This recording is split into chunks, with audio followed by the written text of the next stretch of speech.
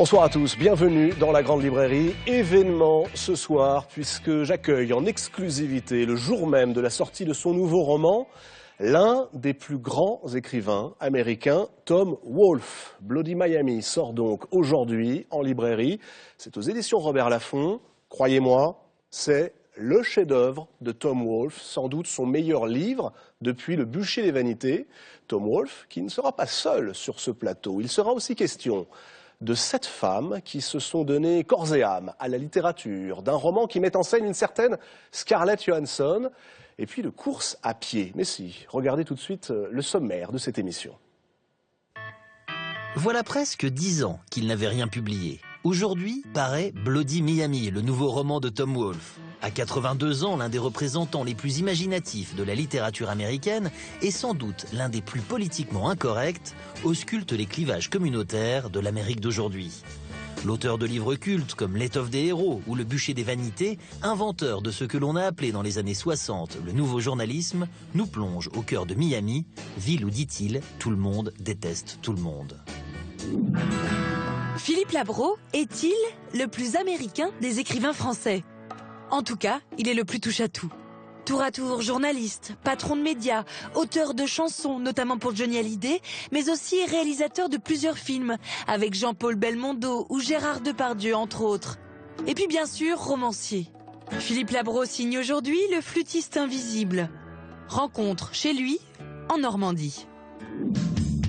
Il sera aussi question d'un recueil de nouvelles, Autorisation de pratiquer la course à pied. Un premier livre écrit par un photographe de presse au mollet solide. Franck Courtès a non seulement collaboré à tout ce que la presse française compte de titres prestigieux, mais il a aussi photographié, pendant 4 ans, tous les invités de la Grande Librairie. Photos d'après-match prises à la sortie du plateau, réunies dans un ouvrage paru il y a quelques mois.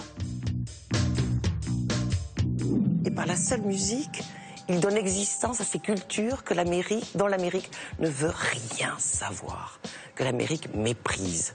L'année dernière, dans la Grande Librairie, Lydie Salver nous avait fait entendre la voix de Jimi Hendrix, auquel elle consacrait un hymne électrisant. La littérature, elle est quand elle est rythmique. Romancière, psychiatre, mais aussi auteure de théâtre, dont les ouvrages sont traduits dans une vingtaine de langues, Lydie Salver dédie son nouveau livre à 7 femmes, mais pas n'importe lesquelles. 7 femmes de lettres qui ont eu l'écriture dans la peau et s'y sont parfois brûlées, d'Emily Brontë à Colette, en passant par Virginia Woolf. Vous souvenez-vous de Grégoire Delacour? Son roman, La liste de mes envies, paru l'année dernière, a connu un succès extraordinaire. Roman qui est en cours d'adaptation au cinéma. Grégoire Delacour signe aujourd'hui un nouveau livre, La première chose que l'on regarde. Il sera sur ce plateau pour en parler.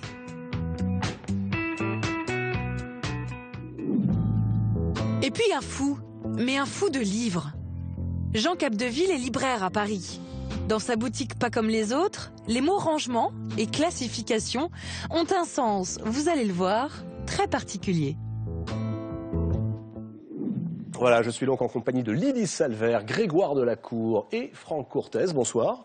Bonsoir. Merci d'avoir accepté d'être là ce soir. Tout à l'heure, nous irons rendre visite à Philippe Labro chez lui en Normandie, mais tout de suite, accueillons s'il vous plaît celui qui est le fondateur du nouveau journalisme, l'un des plus grands romanciers américains. Il revient avec un roman survolté de 600 pages, croyez-moi, vous allez le dévorer. Je vous demande d'accueillir Monsieur Tom Wolfe.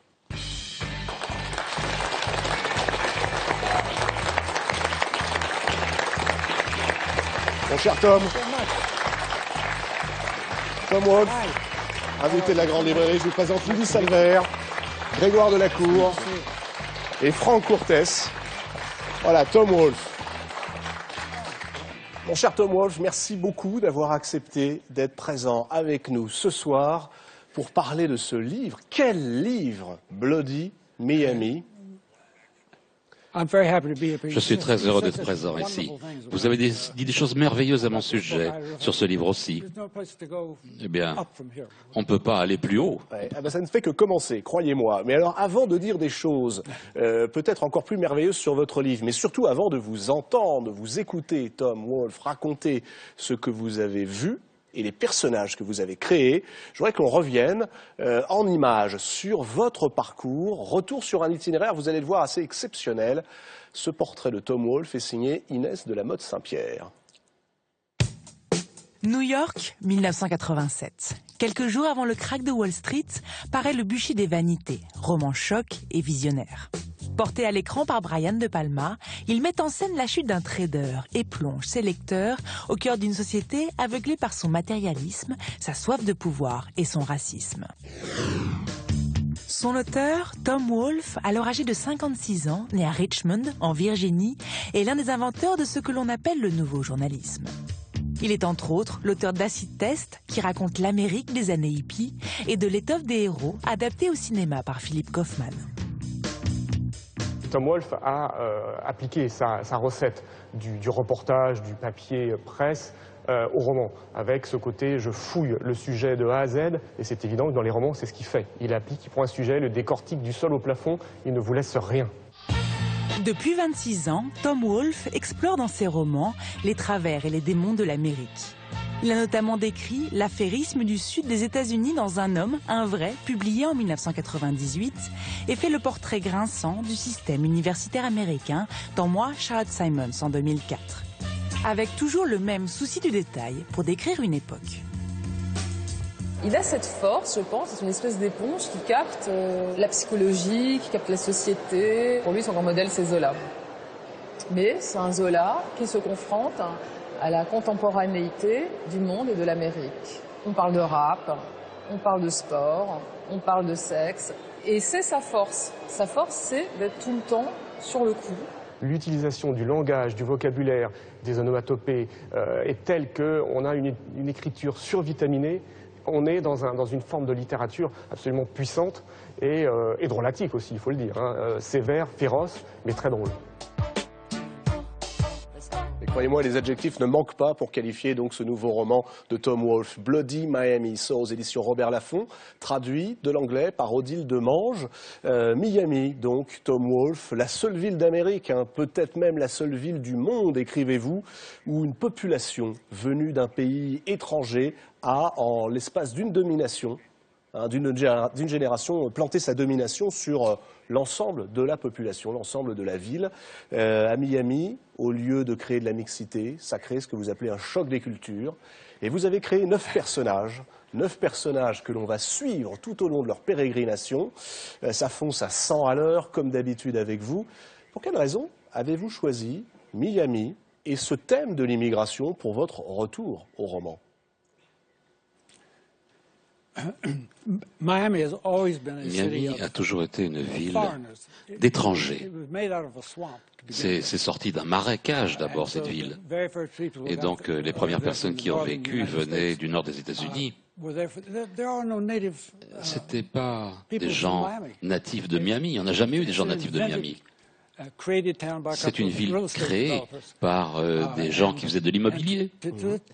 Et jusqu'à ce jour, il n'y a pas véritablement d'establishment, spécialement maintenant. Miami est la seule ville au monde que je connaisse où des gens d'un pays étranger, avec une langue étrangère,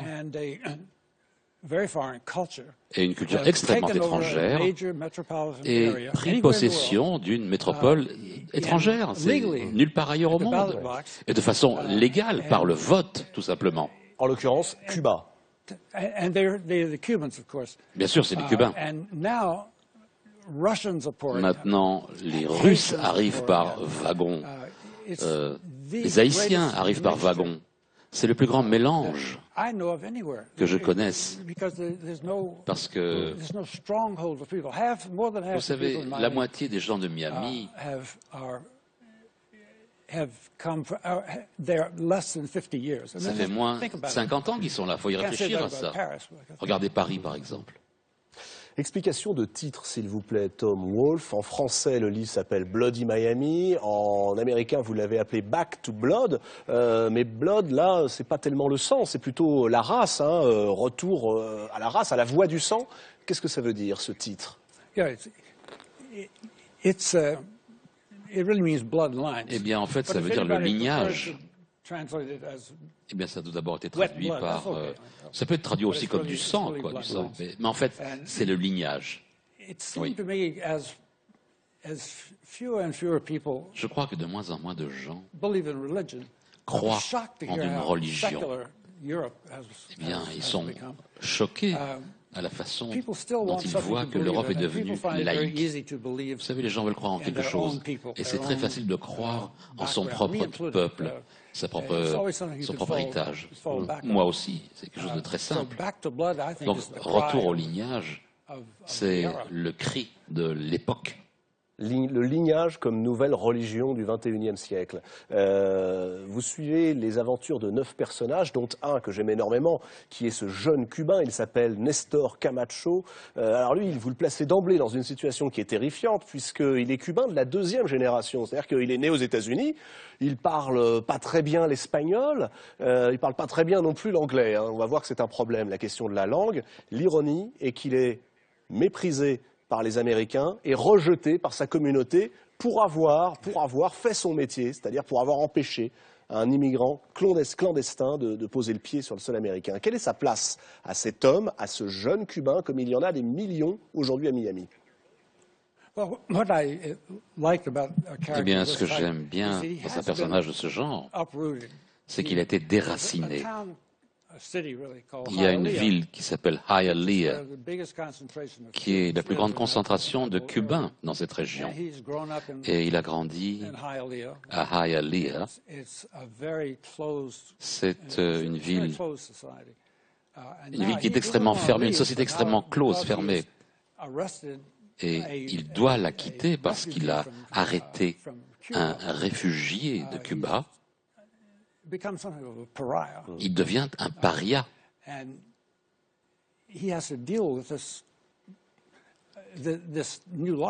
il a vraiment quelque chose avec cette nouvelle vie. Même ses parents l'ont abandonné. Et comme vous dites, beaucoup de Cubains de seconde génération ne parlent pas la langue. Enfin,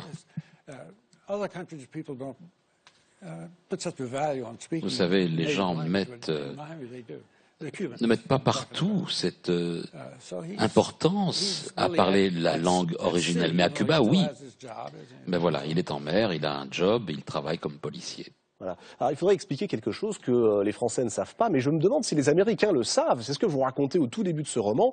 Les Cubains bénéficient de la clause d'immigration la plus favorable qui soit. C'est la fameuse théorie du pied sec, le dry foot. Qu'est-ce que c'est cette théorie, cette thèse du dry foot?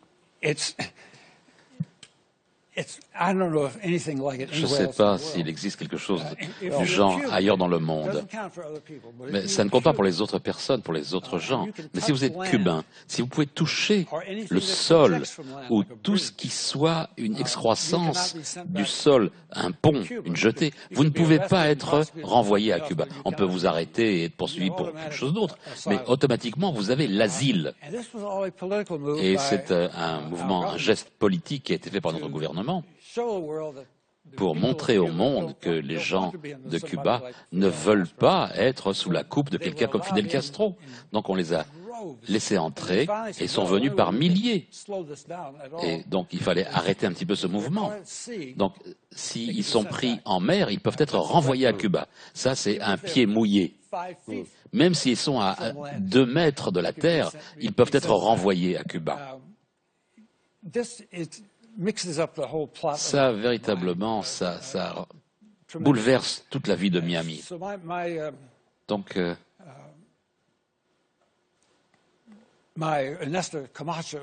mon Nestor Camacho a empêché un dissident cubain de poser le pied sur le sol américain. Je ne sais pas si ailleurs dans le monde il existe une loi semblable. Toucher le sol américain et voilà. Alors les Anglos, comme vous appelez les Blancs, et comme on appelle les Blancs, représentent aujourd'hui uniquement 12% de la population à Miami.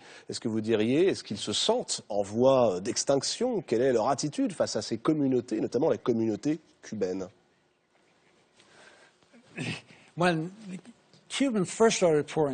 Eh bien, vous savez, quand les Cubains sont arrivés, il y avait beaucoup d'opposition. Et le Miami Herald, le principal quotidien,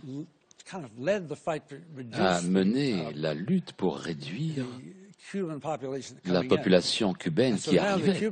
Et donc maintenant, les Cubains disent « Je ne crois pas le Herald ». Yo no creo el Herald. On entend cette phrase sans arrêt. Yo no creo el Herald. Je ne crois pas le Herald.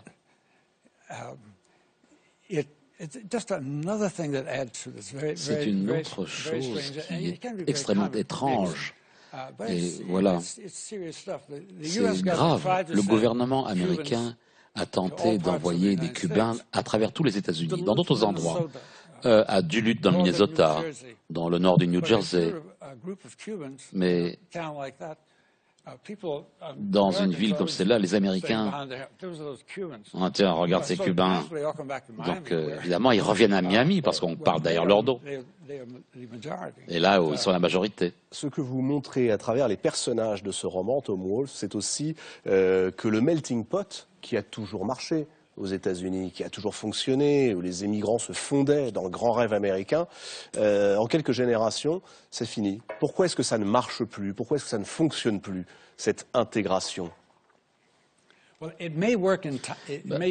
Ça peut fonctionner après un certain temps, parce qu'on y réfléchit, les Européens du Nord, comme les Irlandais qui sont établis aux États-Unis, c'est après qu'il y ait 2 générations avant qu'ils ne deviennent véritablement du système politique. Il y a maintenant le problème de la couleur dont on ne dit rien. Personne ne veut n'en parler à Miami. Ils ne veulent pas parler d'Américains blancs. Donc ces 2 mots qui n'existaient jamais, qui n'ont jamais existé auparavant, latino, ce mot latino n'a jamais existé. Mais là, aujourd'hui, à Miami, ça signifie qu'on n'est pas identifié par la couleur de sa peau, on est identifié par son origine géographique. Et il y a les Anglos. Alors eux, ce sont les gens qui sont des descendants d'Européens, aussi longtemps qu'ils sont blancs. On peut avoir un Nigérien né à Londres, élevé à Londres, il peut avoir un doctorat en droit, c'est pas un anglo, parce qu'il a la peau sombre. C'est une façon d'éviter de parler de tout ça, ce qui est probablement une bonne chose. L'hypocrisie a vraiment une très très bonne fonction dans cette société. Tous vos personnages sont dans une hypocrisie totale, et alors il y a des passages qui deviennent hilarants, notamment celui que j'aime énormément sur la foire de l'art contemporain. Vous savez tous qu'il y a sans doute qu'il y a à Miami chaque hiver la grande foire de l'art contemporain. Ça, vous décrivez donc les milliardaires qui s'y rendent avec une férocité terrible. Vous dites ils ressemblent à des clients massés devant Macy's à minuit pour les 40% de remise avant Noël. Mais en pire. Eh bien, en fait, les styles se sont vraiment appauvris, principalement pour les hommes. Vous avez l'air bien, mais vous n'avez pas de cravate. Vous avez une cravate, c'est vrai. Je suis allé dans un club de strip. Mais non, bon, je peux dire que j'ai beau dire que je vais dans les clubs de striptease simplement pour faire des enquêtes. Mais non, mais vraiment, j'aime bien, j'avoir un petit peu de plaisir de ça. Donc, j'étais la seule personne là-bas, le seul homme dans ce club de striptease à avoir une cravate. Donc un videur est venu me voir et m'a dit « Toi, t'es Tom Wolfe ?» Parce que c'est à cause de la cravate, je pense. J'ai dit « Ouais. Eh bien, attends avant que les gens apprennent que tu sois là. » Voilà, je voudrais te présenter mon copain du Miami Herald. Personne ne peut en parler. Personne ne prononce les noms des gens. Vous savez, dans cette région, il y a 143 clubs de striptease. Et en Floride, les filles peuvent se déshabiller complètement, totalement nues. Ça devient un peu dingue. Les hommes qui sont autour de la scène eh bien, descendent à 4 pattes. Ils sont comme des bébés. Ouais. Et ça, vous l'avez vu, évidemment, puisque vous enquêtez à chaque fois avant d'écrire un livre.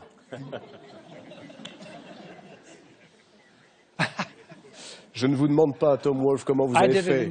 Oui, je l'ai fait. Et puis il y a un autre passage qui est encore plus fou, qui est ce passage sur la régate, la grande régate, où un spécialiste en pornographie et addiction pornographique emmène sa petite amie. Je vous demande pas dans quelle tenue vous étiez pour assister à ce qui donne un formidable chapitre. Comment écrivez-vous, Tom Wolfe? Pourquoi tous ces points de suspension, ces points d'exclamation? Comment écrivez-vous? Qu'est-ce que vous cherchez à produire? Eh bien, j'ai beaucoup de plaisir parce que j'utilise tellement d'ellipses, de points de suspension, de points d'exclamation. Et c'est la façon dont pensent les gens. Les gens pensent sous forme de points d'exclamation. Les gens pensent par ellipses. Il y a des trous dans leur pensée, de leur processus de pensée. Les gens ne semblent pas apprécier ce que j'écris. Ils pensent que, pour la même raison, j'aime bien les journaux d'enfance de la reine Victoria, avant qu'elle ne devienne reine. Il y a plein de points d'exclamation. Voilà, elle se laisse aller à ça. J'insiste que ma façon, c'est la bonne façon d'écrire. Tom Wolfe, donc la meilleure façon d'écrire. Tom Wolfe, auteur victorien, vous venez de nous le révéler. Bloody Miami, aux éditions Robert Laffont. Restez avec nous, Tom Wolfe, parce qu'il y a un de vos personnages dans ce roman qui s'appelle Labro. Il est psychiatre, je crois. Hein. Alors je ne sais pas si c'est un hommage.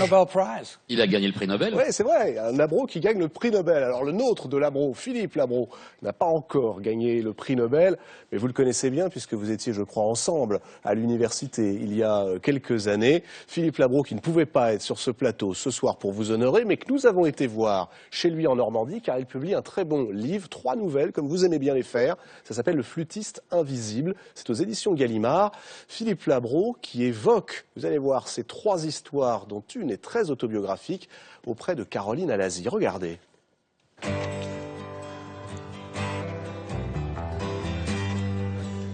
C'est une tellement belle phrase, la phrase d'Einstein, hein, qui dit « Nous dansons tous au son d'une musique mystérieuse, jouée à distance, par le flûtiste invisible. » Le flûtiste invisible, c'est le nom du nouveau roman de Philippe Labro. Un livre dans lequel ce journaliste, romancier et présentateur de télévision s'interroge sur les hasards, les concours de circonstances qui modifient l'existence. 3 histoires composent ce livre, 3 fictions qui sont parfois inspirées de faits réels. L'une d'elles, La ligne de mire, s'ouvre sur une rencontre véridique qu'a vécue Philippe Labro quelques années après son retour de la guerre d'Algérie. Je suis dans un restaurant et je sens que quelqu'un me regarde et qu'il y a un homme, effectivement, qui a un visage assez creusé, assez triste et assez différent, les cheveux coupés ras, bon, d'où sort-il, et qui me regarde toute la soirée, et qui finit par traverser le restaurant, et il se penche vers moi, il attend un moment, comme s'il a un secret à délivrer, et il me dit « Je vous ai eu dans ma ligne de mire ». Et je me rends compte qu'effectivement, parce qu'il me raconte petit à petit que c'est un ancien soldat de l'OS, qui sort de tôle, qui a été amnistié, hein, c'est longtemps après la guerre d'Algérie, bien sûr, et qui, moi, pour toutes sortes de raisons, j'étais de l'autre côté. Et donc, j'étais sur une liste. Et donc, il m'a eu une fois au moins, et il me le raconte de façon telle que je ne peux pas croire qu'il raconte de blagues. Parce que les détails qu'il me donne me démontrent que j'étais effectivement dans la ligne de mire de son fusil. C'est stupéfiant. Et en même temps, comme il avait l'accent du pied noir, l'accent du pays, tout d'un coup, et qui s'est mis à me parler de cette époque d'Alger. Hein. Donc ça fait que d'un seul coup, comme ça, la simple présence de cet inconnu, qui n'est pas un inconnu, fait surgir, mais littéralement, toutes sortes d'éléments, de sensations, toutes sortes de choses. Parce que ce bouquin aussi parle du travail de la mémoire.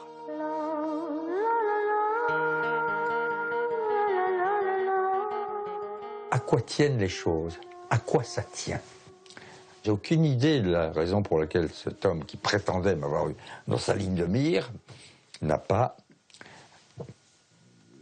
Je pense qu'il devait être atteint d'une lassitude, d'une fatigue, et peut-être d'un dégoût de soi. Il y a des tournants de vie, et qui sont souvent dus non pas à une décision personnelle, qui sont à une détermination logique, mais à un élément inconnu, j'appelle ça l'élément inconnu. Alors d'autres appellent ça la main de Dieu, si on croit à Dieu. D'autres appellent ça le hasard, qui est un terme facile pour expliquer l'inexplicable. Comment, de temps en temps, le flûtiste invisible vous dirige vers des choix et qui transforment parfois votre existence. J'adore jouer avec les couteaux japonais, couteaux birmans. Et puis ah oui, le cadeau extraordinaire qui est le modèle, exactement le modèle qui a été refait, qui est le couteau que Hemingway avait acheté à Paris.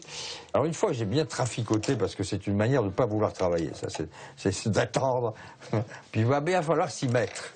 Et s'y mettre, c'est ça. J'ai besoin, moi, d'une rame très épaisse pour écrire. Sans doute pour rassurer, pour avoir les mains bien dessus. Et évidemment, je travaille au stylo, même si je sais ce que c'est qu'un PC, un ordinateur. Et là, il faut écrire la première phrase, et parfois ça prend 3 mois. Parmi les passions de Philippe Labro, l'Amérique. Son bureau en témoigne. L'Amérique où il a fait ses études de journalisme dans les années 50. L'Amérique dont les écrivains l'ont beaucoup inspiré, notamment Ernest Hemingway. Les nouvelles d'Hemingway, il a écrit 90, sont des petits chefs-d'œuvre. Il a l'art de la concision, de la chose vue, d'une construction à l'intérieur d'un espace assez court. Et moi j'ai du mal, parce que j'ai plutôt tendance à vouloir un peu prolonger. Mais là, les 3 thèmes, les 3 récits que j'ai construits pour le flûtiste invisible, oui, ça s'apparente à une nouvelle. Dans ces cas-là, ce qui compte, c'est il faut choisir le mot juste. Il ne faut pas se tromper, il ne faut pas se répéter, il faut trouver une musique, un rythme, et puis y aller. Et parmi les connaissances américaines de Philippe Labro, il y a un certain Tom Wolfe. Tom Wolfe, auquel il a consacré un chapitre dans un ouvrage sur l'Amérique, intitulé 50 portraits de légende. Et à qui il a d'ailleurs une petite question à poser. Bonsoir Tom, et désolé de ne pas être avec toi. Sorry not to be with you. Compte tenu de ce que je sais de ton travail, de la durée, de l'investigation, de l'acharnement que tu mets à choisir, à trouver des personnages et une intrigue, je voudrais savoir si tu as déjà ton prochain sujet. Quelle est la prochaine fiction de Tom Wolfe? Pour l'instant, je ne sais pas. Je travaille à l'envers. Tout d'abord, voilà, c'est un milieu qui m'intéresse. Et puis après, j'y vais. Vous savez, il y a peu de nouveaux écrivains, de jeunes écrivains qui demandent mon aide. Vous savez, il y a tellement d'écrivains qui ne quittent pas leur bureau. Mais je leur dis de sortir de leur bureau, sortir de leur appartement. Allez voir par vous-même. Et je crois que les personnages vont rentrer d'eux-mêmes. Les personnages vont rentrer, vous allez les reconnaître. Et c'est comme ça que j'ai toujours travaillé. Il y a beaucoup de grands écrivains ont déjà leur personnage principal et puis ils trouvent une intrigue. Le personnage principal, c'est souvent eux-mêmes, avec un nom différent, bien entendu. Mais ça vous aimez pas, ça? C'est pas votre littérature, ça? Non, non. Je ne pense pas que les écrivains eux-mêmes soient vraiment intéressants. Moi, je m'oppose à ce qu'on fasse un documentaire sur ma vie, sur la façon dont j'écris. C'est ennuyeux. C'est une chose très ennuyeuse à faire. Pour vous, c'est ennuyeux, mais pour nous, c'est passionnant. Il n'y aura jamais de biographie de Tom Wolfe? Non, s'il vous plaît, s'il vous plaît. Je ne veux même pas y penser. Je ne veux pas penser à quelque chose de la sorte. Vous savez, j'ai oublié de penser à ça. Même Fellini, je crois que le plus grand réalisateur de cinéma de tous les temps, a commencé à vouloir devenir immortel. C'est là qu'on commence à devenir dingue. Et la littérature, les littérateurs pensent en leur temps. C'est ça qui fonctionne bien. Donc moi j'attends, je vais là où sont les gens, j'attends qu'ils rentrent et j'ai jamais été déçu. J'ai jamais été déçu. Nous vivons dans un monde extrêmement bizarre, principalement en Occident. où il y a tellement plus d'argent qu'il n'en a jamais existé précédemment. Et les États-Unis, maintenant, les hommes politiques parlent de la classe moyenne. Ils passent jamais des classes inférieures, ils passent jamais de la classe ouvrière. Tout le monde est traité comme ça. Les gens ont tellement d'argent que, oh ben, on va les appeler comme ça, allez, la classe moyenne. Mais bon, ça n'a pas beaucoup de sens, tout ça. Voilà ce qui est fait. Et voilà ce qui a du sens. Un roman, 700 pages, 650 pages, survolté, survitaminé, racontant justement tout ce que l'on ne va pas voir et tout ce que vous allez été voir sur le terrain. Bloody Miami, donc, aux éditions Robert Laffont. Mon cher Tom Wolfe, nous allons peut-être quand même faire une petite incursion par le destin de certaines femmes. Car Lydie Salver publie un livre qui est assez étonnant. Cette femme, c'est aux éditions Perrin. La question est très simple. Qu'est-ce que c'est que vivre? Qu'est-ce que c'est qu'écrire? Et pour une femme, que signifie écrire et vivre en même temps, et peut-être même à une époque où les hommes font tout pour que cette écriture ne voit pas le jour, à une époque où on est encore humilié par les hommes, où on doit choisir parfois, où on est sommé de choisir. C'est cette femme, Virginia Woolf, Emily Brontë, Colette, Sylvia Plath, l'américaine, Marina Tsveteva, Ingeborg Bachmann et Djuna Barnes, poétesse, romancière, souvent au destin tragique et malheureux. Vous dites, Lydie Salver, qu'il s'agit de cette allumée. Cette folle. Alors, ce qui est intéressant, c'est que vous êtes romancière, mais vous êtes également psychiatre. Et qu'est-ce qui vous intéresse autant, vous, dans ces folles? Pourquoi sont-elles folles, d'ailleurs? C'est très affectueux, ce terme de folle que j'utilise pour elles. Elles sont folles parce qu'elles ne pensent qu'à ça, qu'à écrire. Tout, l'écriture exceptée, n'est rien, dit Tsvetaeva. Parce qu'elles écrivent, comme vous l'avez dit, à des époques où il est difficile pour une femme d'écrire. Du temps d'Emily Brontë, en pleine période victorienne, une femme n'a pas le droit de lire le journal, par exemple. Quand elle publie, d'ailleurs, Emily Brontë est contrainte de prendre un pseudonyme, celui d'un homme. Oui. Les femmes sont reléguées à la cuisine et sont destinées à servir le mari. Et écrire pour une femme est quasiment inconcevable. Pour d'autres, c'est plus... Un siècle quasiment après pour Virginia Woolf, c'est pas mieux. Enfin, c'est pas mieux, c'est un peu mieux. Mais dans les Trois Guinées, elle dit à quel point il est difficile, en étant femme, d'écrire. On encourt le blâme, l'ignorance, parfois même tout simplement l'indifférence des autres et des hommes. Mais alors, je ne voudrais pas donner l'impression que vous avez écrit un manifeste féministe, parce que c'est pas du tout ça. Oh, ce serait le réduire, vraiment. Vous dites, et on le sait, que pour tous ceux qui écrivent, vivre ne suffit pas. Qu'est-ce qu'il faut de plus? Quel est l'appel que vous écoutez, que vous entendez, en plus de la vie? Elles disent qu'écrire et vivre sont inséparables, presque toutes. Et surtout Tsvetaeva, elle dit, il ne s'agit pas de vivre et d'écrire, mais de vivre-écrire. Elle dit que l'œuvre n'est pas un supplément à l'existence, qu'il est l'existence même.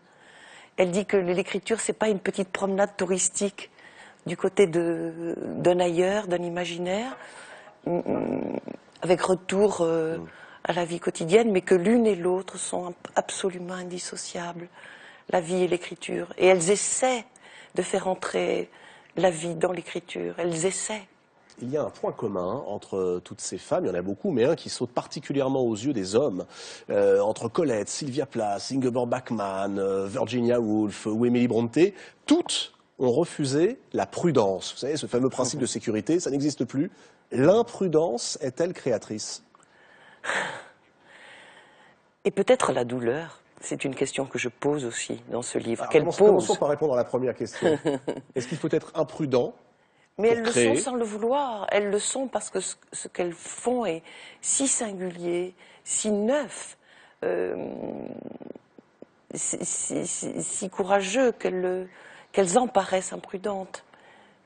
Je ne sais pas trop bien quoi dire là-dessus. Est-ce qu'il y a un lien entre la douleur et la création, comme vous semblez le signaler, notamment sur les destins de Sylvia Plath et de Marina Tsveteva, l'américaine et la russe, toutes deux poétesses, qui toutes deux décident de se suicider, et toutes deux au milieu de leur vie?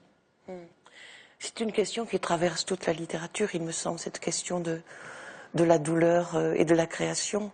Artaud disait on ne crée que pour sortir de l'enfer, je crois.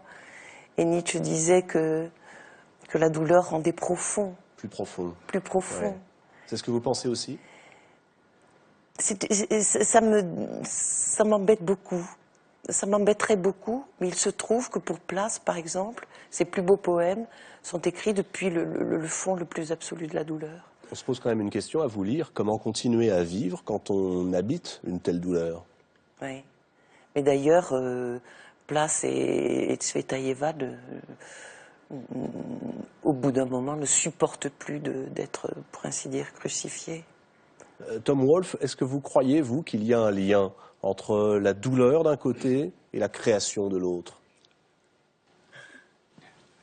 La chose la plus difficile au monde, en ce qui me concerne, c'est l'écriture. C'est pas plaisant. La seule chose qui me fait poursuivre ma voie, peut-être qu'il y aura des applaudissements quelque part un jour, mais je ne pense pas que les écrivains le fassent pour l'argent. Ils ne le font pas pour l'argent. Ils vivent pour entendre les applaudissements. Bien sûr, il y a beaucoup de douleur. Pas toujours, pas toujours. Des écrivains qui écrivent dans le bonheur, Nabokov par exemple, il semble que le bonheur soit pour lui source d'inspiration, et d'autres. Mais alors ça c'est intéressant, pour quelle raison? Puisqu'il y a des écrivains qui écrivent dans le bonheur, pourquoi avez-vous choisi ces 7 femmes qui, elles, sont toutes pour écrire au fond d'un puits de douleur? Mais vraiment, je ne les ai pas choisies parce que j'ai une prédisposition à aimer les gens malheureux. Pas du tout. C'est parce que j'aime leur œuvre. Et que leur œuvre est forte. Que leur œuvre est tout sauf des... D'abord, elles n'aiment pas la douleur, elles le disent toutes. Mais ça, c'est aussi le paradoxe. Hein. Elles écrivent depuis la douleur, mais elles détestent elles cela. Elles n'aiment pas la douleur. Et elles répugnent à faire de la douleur un recyclage poétique et d'en faire... de rendre la douleur rentable. Elles auraient horreur de ça, ou de la rendre esthétique. Il se trouve que, de par les circonstances historiques, politiques, intimes, elles éprouvent de la douleur. Place dit, j'ai un moi assassin avec lequel je dois me battre. Un moi assassin, vous vous rendez compte? Pour d'autres, l'ennemi est à l'extérieur. Pour Tsvetaeva, c'est la Russie soviétique. Qui regarde son lyrisme comme une déviance bourgeoise et qui la contraint d'une certaine manière à l'exil. Oui. Il y a un cas que je trouve absolument exceptionnel qui est peut-être l'exemple, enfin l'exception. Hein. Elles meurent toutes très jeunes. Émilie Brontë à 28 ans, sans savoir que Les Hauts de Hurlevent deviendra... Djuna Barnes meurt à 82 ans. Alors j'allais y venir, sauf une qui est Djuna Barnes. Et alors Djuna Barnes, on la connaît très peu en France. Est-ce qu'on la connaît bien aux États-Unis, Djuna Barnes? C'est une figure extrêmement ésotérique aux États-Unis. Les gens qui sont cultivés la connaissent, mais ce n'est pas un nom qui est reconnu. Alors vous l'adorez, Lydie Salver, et vous nous la faites découvrir. En réalité, elle ne publie qu'un seul grand livre, mais quel livre? Et elle vivra très très âgée, jusqu'à 86 ans, dans la misère la plus totale et une certaine amertume.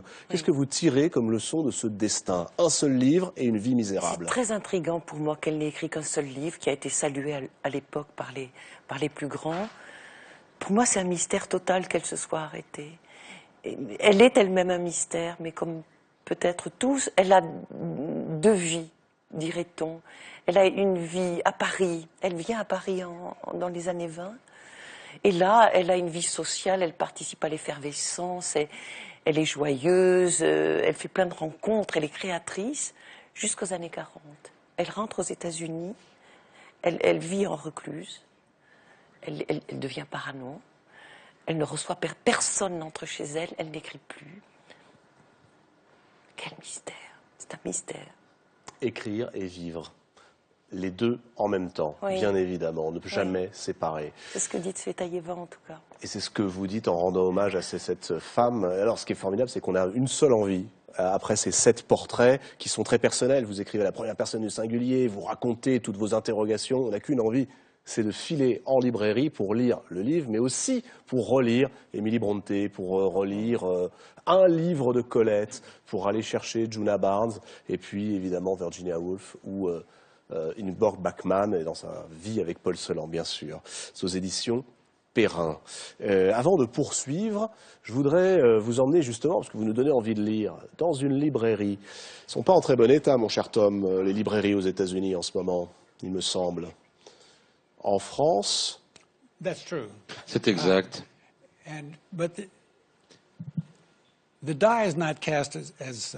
Vous savez, le sort n'en est pas scellé pour l'instant. À mon sens, c'est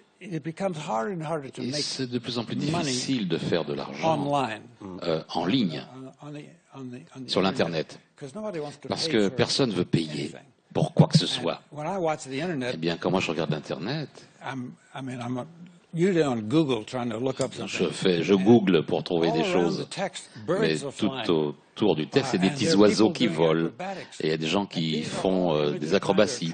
Ce sont des images qui tentent d'attirer votre attention, et d'attirer votre attention en dehors de ce que vous êtes en train de lire. Mais moi, je trouve que ça casse les pieds. Moi, je suis né trop tôt, en fait, pour ça. On est un peu comme vous, hein, ça nous casse aussi un peu les pieds, qu'on nous empêche de lire. Alors je vous emmène dans un lieu, vous allez voir, complètement incroyable, avec un fou furieux comme on les aime. Il est libraire à Paris, dans le 12e arrondissement, la librairie Cap de Ville. Et regardez bien ce qu'a déniché Marjorie Marcillac pour vous.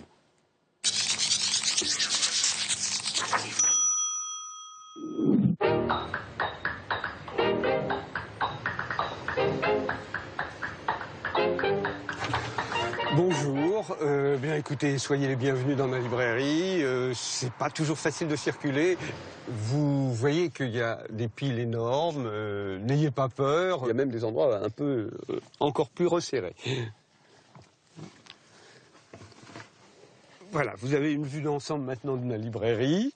Donc avec les beaux livres au fond, les livres d'enfants sur le côté, les romans, les nouveautés que vous avez passées. Vous pouvez voir qu'il y a des étagères et qu'elles sont pleines.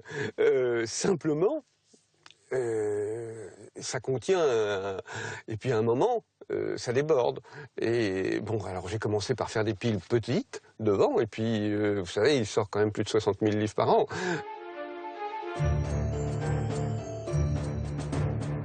Un coup de cœur, je dirais, Le Maître et Marguerite de Bulgakov. C'est un conte fantastique.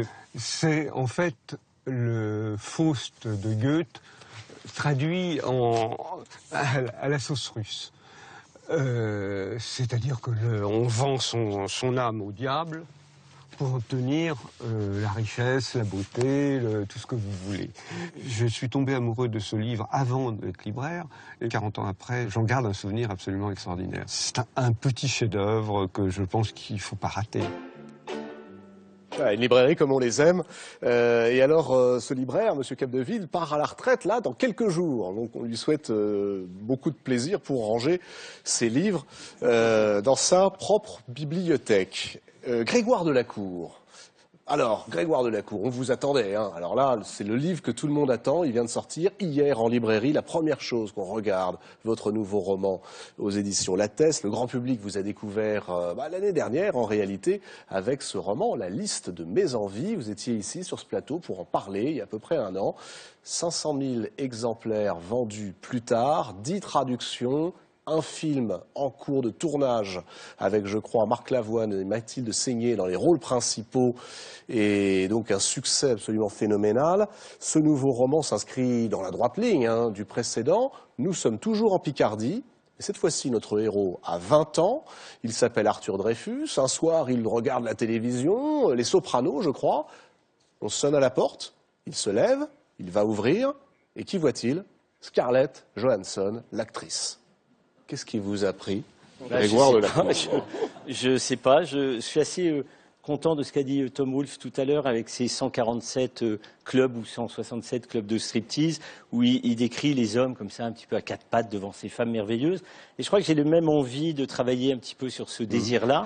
Donc j'ai imaginé une des plus belles filles du monde, Scarlett Johansson, qui arrive effectivement chez un jeune garçon. Et qu'est-ce qu'on fait quand on a 20 ans, qu'on rêve d'une femme sublime, d'une fille extraordinaire, et elle arrive vraiment, et il y a une collusion entre le réel, le cinéma, le fantasme, et voilà. Et donc Scarlett Johansson arrive chez lui, et il est bien embêté. Alors c'est avec votre patte, cet humour, cette situation, cette capacité à placer les gens dans des situations cocasses, mais en réalité c'est une comédie très grinçante sur quoi? Le bal des apparences, sur la manière peut-être aussi dont on apprend aujourd'hui aux jeunes d'abord à fantasmer plutôt qu'à regarder le réel. Oui, moi je suis très très surpris du désir que les hommes, enfin les femmes aussi d'ailleurs, quand on voit comment elles se pâment devant certains acteurs, mais qu'on a de l'apparence physique des femmes, des magazines People, de cette obsession qu'on a des corps parfaits, comme dans vos clubs. D'ailleurs je vais aller avec vous, je mettrai une cravate et je viendrai avec vous. Mais je trouve ça absolument fascinant. Parce que c'est millénaire, mais qu'est-ce que ça cache de soi, du malaise de soi, de l'autre? Qu'est-ce qu'on cherche chez l'autre? Est-ce qu'on regarde la bonne chose chez l'autre? On trouve quelqu'un de beau et puis à un moment on doit lui dire qu'on l'aime pour pouvoir l'embrasser. Enfin tout ça est très compliqué. Et il y a une recherche, je trouve, effrénée en ce moment de l'apparence encore plus qu'avant. Alors peut-être qu'il y a une crise, j'en sais rien. Mais on est très très soucieux de soi. Par exemple, le produit le plus vendu en période de crise, c'est le rouge à lèvres. En période de crise, ouais. Le rouge à lèvres. Ouais. C'est-à-dire que les femmes vont absolument pas renoncer à cette élégance, cette chose féminine très très gracieuse. Et il y a un vrai besoin de se trouver beau. Alors voilà pour la toile de fond de votre roman. Je voudrais qu'on revienne au personnage. Arthur Dreyfus est donc un jeune homme garagiste en Picardie, jeune homme qui a vécu un petit peu seul. Vous racontez son histoire. Je voudrais qu'on rappelle quand même qui est cette Scarlett Johansson aux formes généreuses et envoûtantes. Alors Scarlett Johansson est réellement une actrice américaine formidable qui a 26 ans, qui a une très très belle filmographie où elle alterne entre Sofia Coppola, voilà, ouais. beaucoup de Woody Allen et des gros blockbusters. Elle plaît aux hommes comme aux femmes, elle est une actrice assez épatante. Je pense que le peu que je connais d'elle, et je ne la connais pas encore, je dis encore personnellement, mais ça ne saurait tarder. Donc c'est pour ça que vous écrivez des livres, vous? Oui, pour gagner au loto et pour rencontrer Scarlett Johansson. Et elle a comme toutes les filles, plein d'histoires d'amour très compliquées. Et je pense qu'elle ne sait pas ce qu'on aime en elle, si c'est la Scarlett, l'actrice, ou la personne qu'il y a dedans.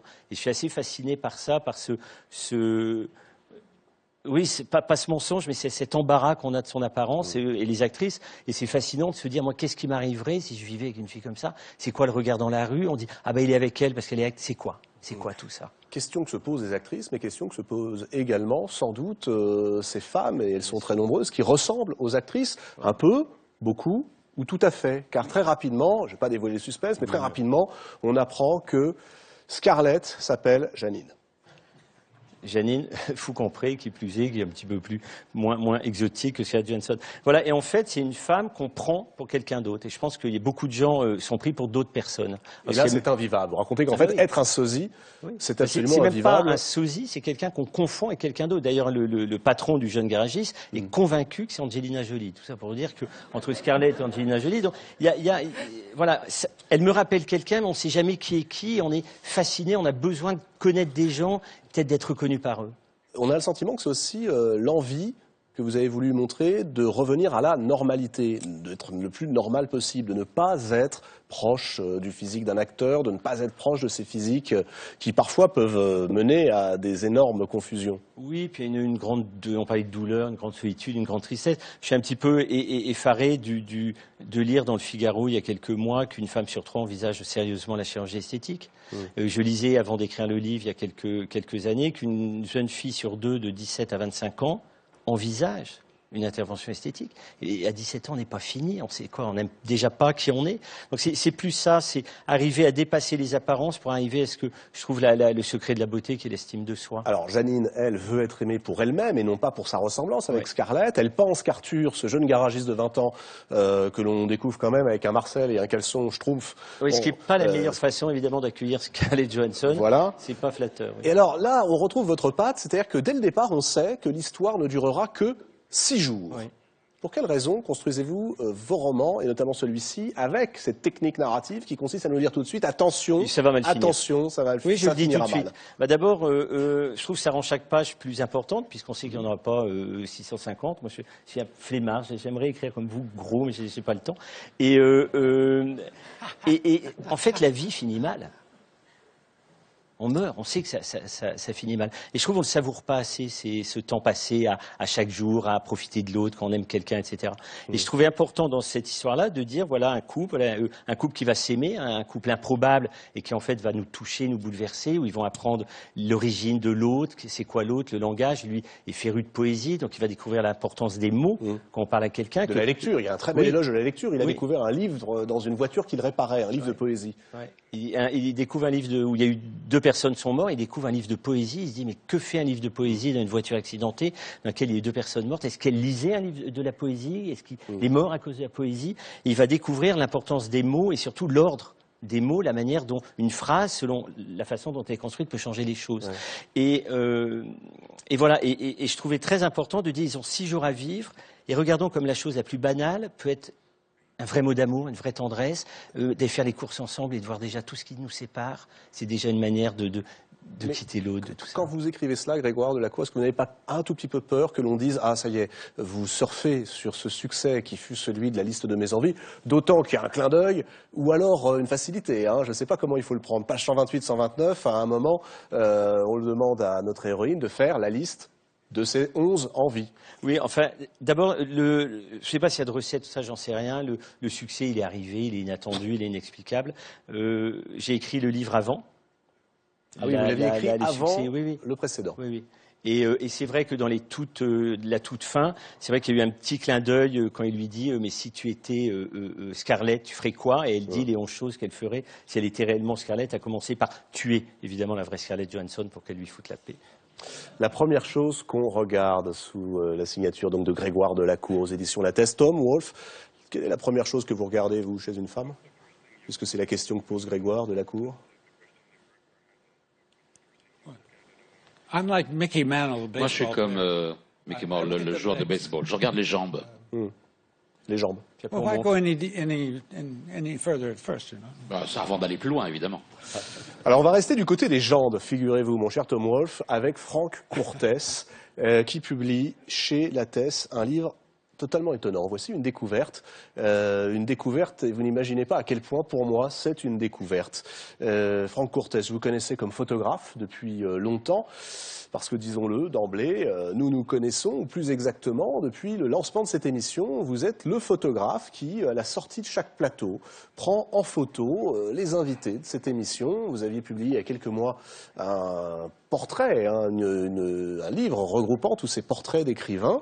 On en voit quelques-uns, tous les écrivains, français, étrangers également. On vous prenait pour un photographe, et puis on découvre que vous êtes écrivain. J'ai reçu ce livre, vous ne m'aviez jamais dit que vous écriviez. Autorisation de pratiquer la course à pied et autres échappées. J'ai été saisi par la qualité de l'écriture, par le rythme, par le ton, la noirceur parfois, et puis ce qu'évoquait Lydie Salver, cette capacité, quand on est au fond de la douleur et de la noirceur, à produire un petit diamant brut. Depuis quand écrivez-vous quand vous ne photographiez pas? Écrire, ne faire que ça, je fais ça depuis 2 ans. Mais en fait, j'ai l'impression d'avoir toujours écrit. En fait, je faisais des carnets, j'illustrais mes photos avec je faisais des légendes à mes photos et je construisais des histoires. Donc, voilà, j'étais déjà dans la logique de faire des livres, mais pour moi. Puis là, je suis passé de l'image au mot. J'ai mis de côté les images pour l'instant. Le titre de ce recueil donne le ton et il renvoie à la première nouvelle, une femme d'une 40aine d'années qui se met en tête de courir le marathon. Elle a besoin d'une autorisation pour pratiquer ce marathon, délivré par un médecin. Mais quand elle le voit, ce médecin, eh bien, elle cache, elle tait ce qui peut éventuellement l'empêcher d'obtenir cette autorisation. C'est ça, les vies actuelles en société, nous taisons, nous portons des masques. Oui, je pense que surtout dans le sport extrême comme ça, comme le marathon, soit on fuit quelque chose, soit on court vers quelque chose, mais beaucoup d'entre nous, je trouve, on fuit quelque chose, quoi, qui est une réalité qu'on n'aime pas, ce qu'on est, on essaie de reconstruire un amour propre, détruit souvent. Quitte à mentir et se mettre terriblement en danger. Et se faire du mal, oui. Ce sont des nouvelles, vous explorez les petites choses fragiles de la vie et il y a, c'est ça qui est très touchant, une vie sociale. Un des points communs de toutes ces nouvelles, c'est précisément la mixité sociale, chère à Tom Wolfe, on en parlait tout à l'heure, les marges, mais cette fois-ci de Paris, les parias de la société qui vivent le long des canaux en banlieue, mais aussi la vie nocturne, par exemple dans le 20e arrondissement. Quand elle le racontait, on ne la croyait pas, écrivez-vous en parlant de ces marges. Pour quelle raison, nous, en France, et pas à Miami, pour quelle raison nions-nous cette misère et la violence qui l'accompagne? Moi, je pose la question, hein. C'est aux gens de répondre. Hein. Effectivement, j'ai constaté... Vous la ressentez, j'imagine, pour pouvoir la poser comme ça. Oui, parce que en fait, ça m'est arrivé à moi. C'est-à-dire, je cours moi-même, donc effectivement, quand je raconte, on me dit que j'exagère. Quand j'emmène des gens avec moi pour voir comment, à 7 km, il y a des gens qui vivent d'une manière quasiment troglodyte, dans des arches de pont qu'ils ont aménagées. Voilà, après, on découvre la réalité. Vous semblez aussi pointer une autre réalité qu'on ne veut pas voir, celle d'une gauche bobo parisienne qui, il y a quelques années, s'installait dans ces quartiers pour la mixité et qui aujourd'hui devient profondément raciste, ne supporte plus et est prête à sortir avec un fusil dans la rue pour tirer sur tout ce qui bouge. Oui, ça c'est les voisins, oui. Ah, oui, ça existe, oui. Mais enfin, j'ai de l'indulgence pour eux, j'ai de l'indulgence en général pour les bobos. Parce que je trouve qu'on leur tape beaucoup dessus, mais... comme pour toutes les généralités, les catégories, on s'aperçoit, surtout en les ayant fréquentés à travers les photos, que les gens ne sont pas du tout ce qu'ils ont l'air d'être en général, et que derrière des bobos, il peut y avoir des gens très fragiles, tendres. Alors, en parlant de photographie, un de vos personnages est photographe. Oui. Son père est mort quand lui avait 16 ans, tué par un chauffard dans un accident de la route, et ce père ressemblait à un acteur très célèbre. Des années plus tard, notre photographe est envoyé par son journal pour photographier l'acteur célèbre. Qu'est-ce qui se passe à ce moment-là? Quand on a sous les yeux le visage de l'homme que son père aurait pu devenir s'il avait vécu, est-ce que c'est une chance ou est-ce que c'est une torture supplémentaire? Eh ben, ça devrait être une chance, mais voilà, je raconte dans l'histoire que ça se passe pas très très bien. Comme souvent, finalement, c'est ce genre de rendez-vous où on est quand même, où on a beaucoup d'attentes et on est assez déçu parce que les gens donnent de moins en moins dans le système de la communication en général, donnent de moins en moins à la photographie. Et nous, on arrive avec énormément d'espoir, on y met beaucoup de soi, on s'est renseigné sur la personne, il y a quelque chose d'affectueux qui se crée, et on est toujours un peu déçu. Bon, alors parfois c'est le contraire. On nous prévient que la personne va être odieuse et on s'en fait un ami. Voilà, parce que dans l'intimité de la prise de vue, il se passe quelque chose. Mais là, je raconte... On a deux doigts de frapper. Vous racontez le cas d'un chanteur que manifestement vous avez connu et que vous étiez à deux doigts de tabasser. Je crois que ça aurait été le contraire, mais bon, en tout cas, oui, on se serait probablement battu. Non, alors, il y a une autre dimension dans ces nouvelles, et parfois, j'ai dit tout à l'heure, c'est incroyable, parce que c'est un diamant noir avec de temps en temps un coup de rasoir, très sombre, extrêmement sombre, mais vous semblez montrer aussi une société dans laquelle chacun aspire à devenir normal. C'est le grand mot, ça. On a un président normal ce soir, bon, et puis on a une littérature anormale, heureusement, elle est là. Qu'est-ce que c'est la société d'aujourd'hui? Vos personnages sont des personnages qui parfois sont plus intelligents, plus sensibles, plus fragiles, et qui doivent gommer tout cela pour rentrer dans le rang, pour être reconnus? Oui, pour s'adapter, pour avoir la paix. Parce qu'on attend, oui, une certaine normalité des gens. Encore une fois, c'est la photo qui m'a appris, parce que je voyais ce qu'on attendait. Les gens s'attendent à ce que je leur demande, une attitude, quelque chose d'assez cliché. Et en photo et comme en littérature, je pense qu'il faut vraiment éviter ces clichés-là. Et moi, je l'ai découvert en photo, c'est-à-dire qu'en passant un tout petit peu de temps avec les gens, on s'aperçoit que derrière, il y a... passer du temps. Ouais. C'est une très belle ode à l'amitié aussi, à travers 3 ou 4 nouvelles qui reviennent. Alors, vous nous claquez avec une nouvelle extraordinairement sombre, et puis tout à coup, vous nous reprenez, vous retirez le fil pour nous parler du bonheur et de l'amitié. Le bonheur, ça tient un fil de pêche, de canne à pêche. Oui, c'est des enfants, des adolescents qui le découvrent lors d'une partie de pêche complètement normale, et dans laquelle il va y avoir une surprise, c'est-à-dire une blague, une farce que l'un va faire à l'autre, va se transformer en une découverte du bonheur et de la beauté du monde, quoi. Voilà, vous l'avez lu, Grégoire Delacour? J'ai adoré. Vous avez adoré? J'ai adoré. Mais sincèrement, je sais que la nouvelle est difficile, les gens hésitent toujours à lire des nouvelles, mais s'il y a un livre de nouvelles, à part vos portraits de femmes qui ne sont pas des nouvelles, mais c'est le tien. Vraiment, c'est un livre formidable. Merci. Vraiment, sincèrement. Voilà, c'est dit. Nous arrivons à la fin de cette émission. Merci à tous d'y avoir participé. Merci beaucoup, mon cher Tom Wolfe, d'avoir été là avec nous ce soir pendant cette heure. Je rappelle les titres des ouvrages dont nous avons parlé. Bloody Miami de Tom Wolfe, traduit de l'américain par Odile Demange, c'est aux éditions Robert Laffont. Cette femme de Lydie Salvers, c'est aux éditions Perrin. Les 2 livres aux éditions Lattès, Grégoire de la Cour, La première chose qu'on regarde, et puis l'autorisation de pratiquer la course à pied et autres échappées de Franck Courtès, donc chez Lattès. Et puis, entre la nouvelle et l'autobiographie, toujours style propre à lui-même, Philippe Labro, le flûtiste invisible. Voilà, merci à tous ceux et à toutes celles qui m'ont aidé à préparer cette émission. On se retrouve la semaine prochaine, même jour, même heure. D'ici là, lisez, allez-y, en librairie. Merci.